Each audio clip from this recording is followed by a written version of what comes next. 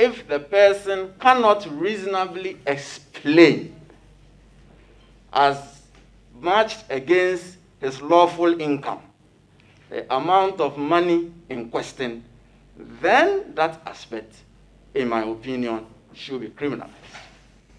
But if you can reasonably explain how you came about that amount of money, then that should be allowable, that should be acceptable. So in your context, unexplained wealth would be reasonable explanation of the source of that property, wealth, or funds. Put the burden on the accused person to explain as to explain one way or the other the charge against him, rather than the prosecution bearing the burden of proving his guilt.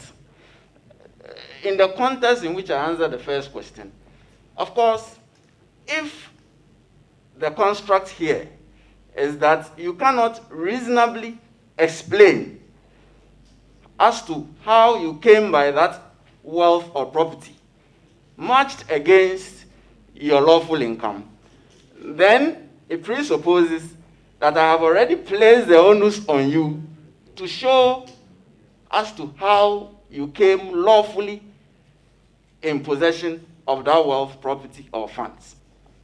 It should be matched against your lawful income. And so I'll be looking at,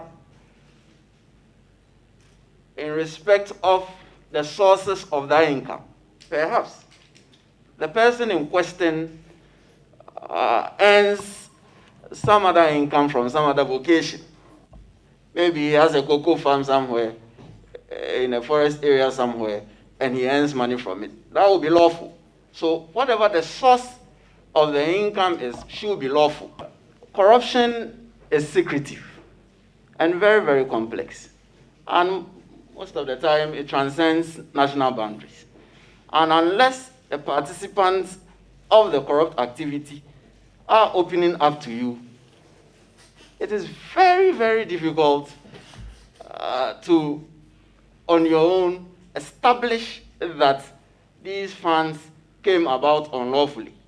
And so, as I keep saying, if I were to place the burden on you, matched against your lawful income, and you cannot reasonably explain the shortfall as to how your lawful income falls short of your wealth, then I'll be asking you questions. Then I'll be calling you in.